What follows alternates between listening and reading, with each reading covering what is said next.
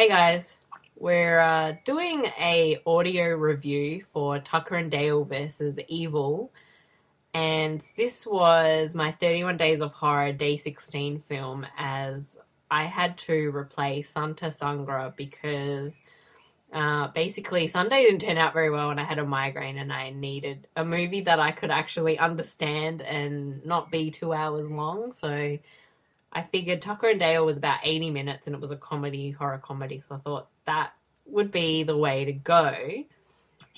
And with me for this audio review is my normal podcast co-host, Bede. Hi, Bede.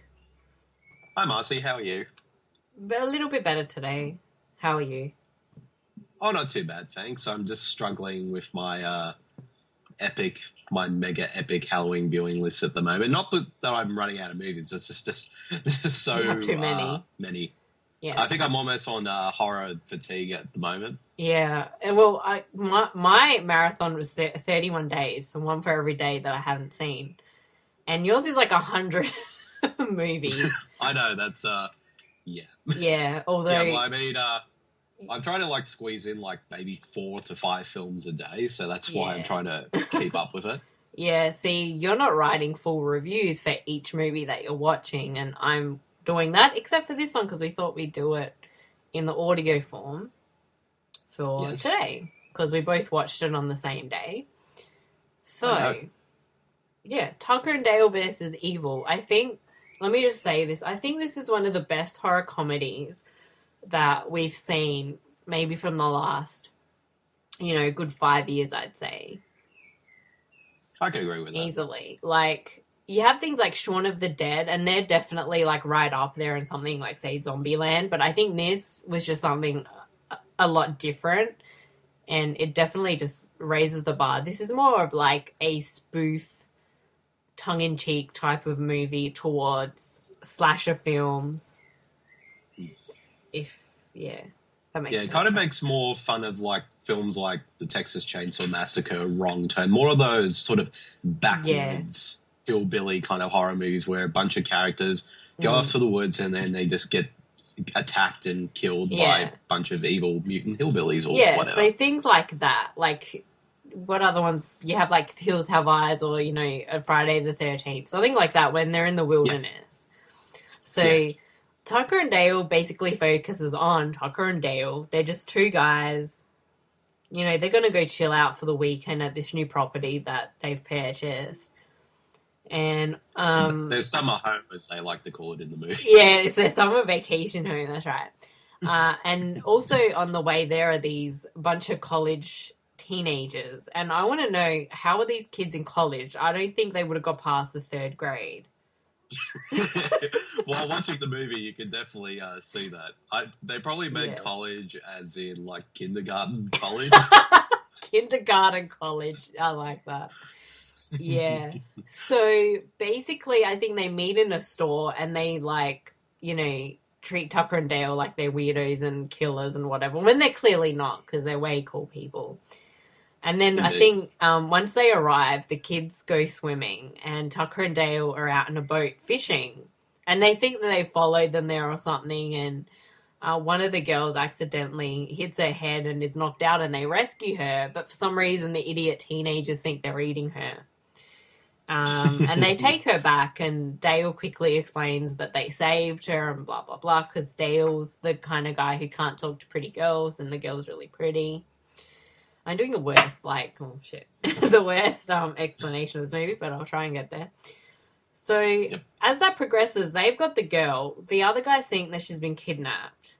And every time they, try and do something, they get killed by accidents. And they think Tucker and Dale are actually killing them. And Tucker and Dale are under the impression that the kids are suicidal and killing themselves. And then it just, comes into this big sort of conclusion. Big misunderstanding. Yeah, it's hilarious. Absolutely hilarious. I'll let B extend on that. No, you go. I just couldn't help but laugh. I thought it was a very clever film, how it sort of really played up that whole kind of subgenre of horror movies. Yeah. And just how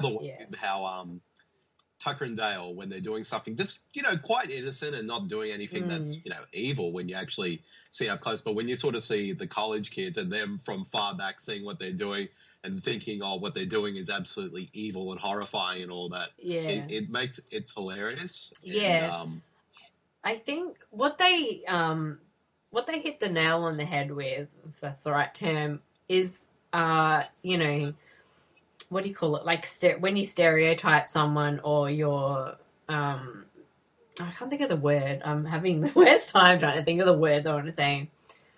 Like, when you automatically assume something of somebody, which isn't necessarily true. I think it does a good job of showing why that's a bad idea. Because just because somebody might be a hillbilly or in the woods doesn't mean they're going to be a killer. And just because they're in college doesn't mean they're smart. Exactly. And they just sort of have this assumption that Tucker and Dale are evil and they don't, let them do anything. It's like, oh my God, they must be killers, and they have this mentality. And no matter what anybody says, they can't be convinced otherwise. And it's so typical of the characters that you see in these kinds of movies. Yeah.